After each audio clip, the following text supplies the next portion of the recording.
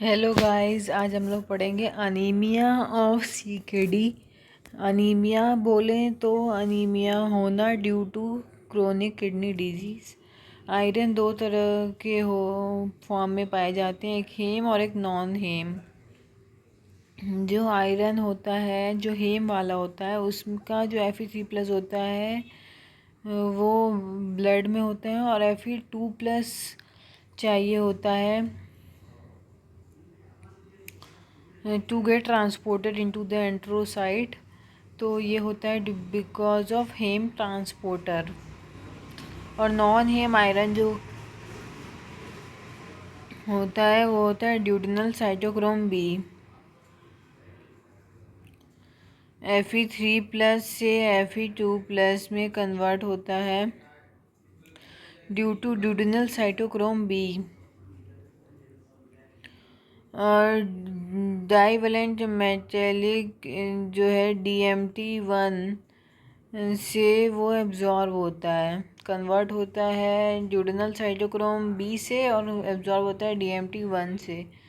Iron जो है वो एंथ्रोसाइट प्लस फेरिटीन, एंथ्रोसाइट प्लस फेरिटीन में कन्वर्ट होता है।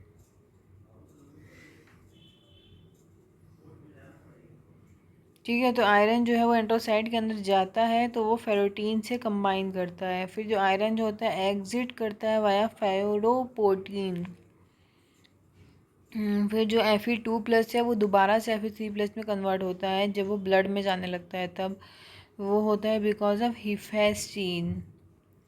जो ट्रांसफरीन है वो मेजर मॉलिक्यूल है जो ट्रांसपोर्ट करता है आयरन का in the blood via ferric state.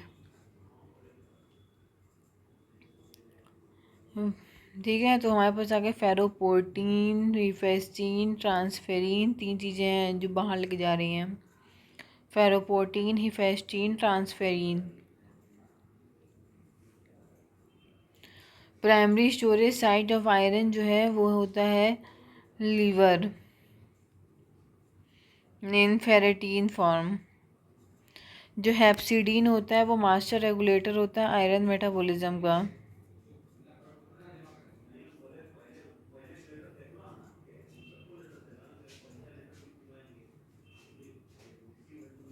जो हेप्सिडीन होता है, जो प्राइमरी स्टोरेज साइट होता है आयरन का वो होता है लीवर, जो कि फेरेटीन फॉर्म में होता है। जो हेप्सिडीन होता है वो मास्टर रेगुलेटर होता है आयरन मेटाबॉलिज्म का। जब वहाँ हमारे पास sufficient amount of ferritin stored होता है लिवर में, तो वो इंड्यूस करते हैं हेप्सिडीन फॉर्मेशन को, जो इसके पास इनिबिटरी एक्शन होती है फेरोपोटीन के ऊपर, जो कि इनिबिट करते हैं आयरन को कि ट्रांसफ़र करने के लिए from enterocyte into the blood.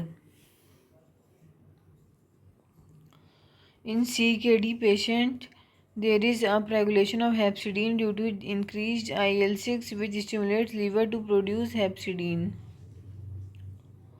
CKD patient में ना हेप्सिडीन बहुत ज़्यादा बनने लगता है क्योंकि IL-6 बहुत ज़्यादा होता है, इंटरल्यूकिन 6, जो कि लीवर को हेप्सिडीन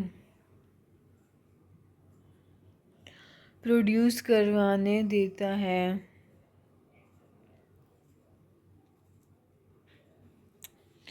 मेजर कॉज जो अनीमिया का है वो है relative erythropoietin deficiency, major cause है।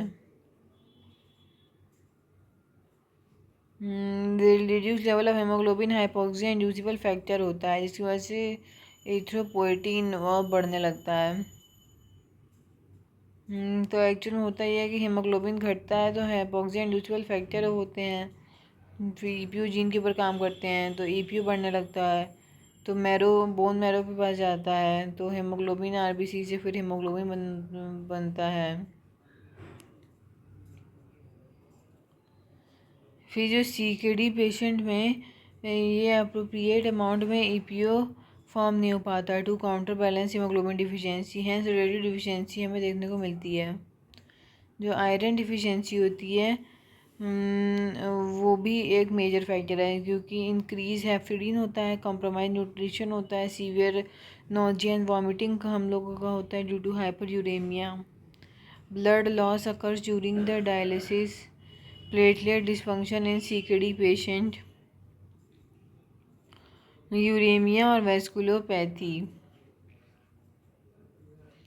Reduce erythrocyte survival. Uremia. Echinocytes burst cells. Uremia caused RBC changes.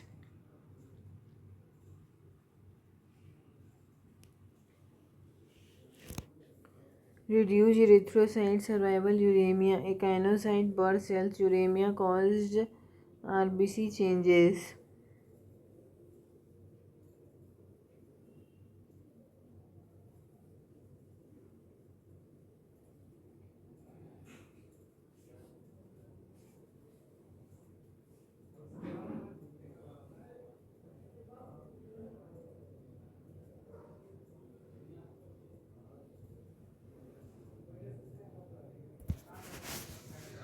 Reduced erythrocyte survival. Echinocyte burst cell. Uremia caused RBC changes.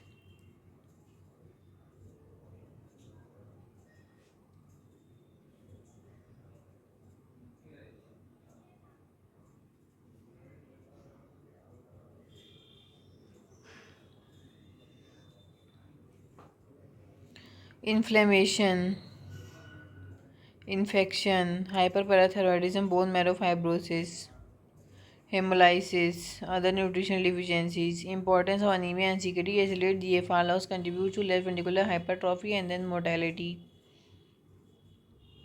Diagnosis of anemia and CKD: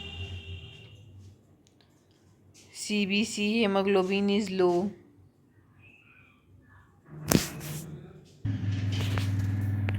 diagnose करना है तो CBC में haemoglobin कम होना चाहिए, blood spare में normocytic normochromic anaemia दिखना चाहिए, और हमको अगर ये देखना है एब्सोल्यूट आयरन डिफिशिएंसी है कि रिलेटिव आयरन डिफिशिएंसी है, तो उसके लिए फेरेटिन की वैल्यू यहाँ पर मोर देन 100 और यहाँ पर मोर देन 500 होता है। ट्रांसफरिन लेस देन 20% और यहाँ पर भी लेस देन 20%। हेप्सिडीन यहाँ पर डिक्रीज़ होता है एब्सोल्यूट में, और रिलेटिव में हमारे पास इंक्रीज़ होता है हेप्सिडीन।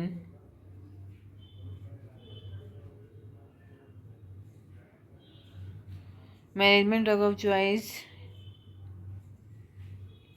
erythropoietin stimulating agent, recombinant erythropoietin and darbepoetin. Indication for erythropoietin stimulating agent: CKD patient not on hemodialysis. Start when hemoglobin less than 9 gram and stop when hemoglobin more than 11.5 gram per deciliter. CKD patient on hemodialysis start whenever required. Do not treat the patient if hemoglobin level reaches more than 13.5 gram per deciliter. Difference between erythropoietin and darbepoetin, तो efficacy है similar, T half is 2 to 4 hour और इसका 24 hour है।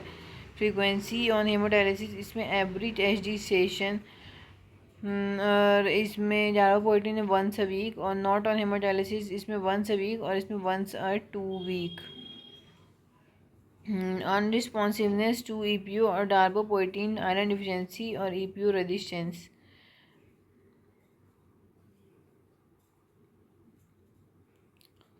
Propyl hydroxylase inhibitor: roxadustat, taprodustat, vadadustat. Please like, subscribe and share to my channel. Thank you.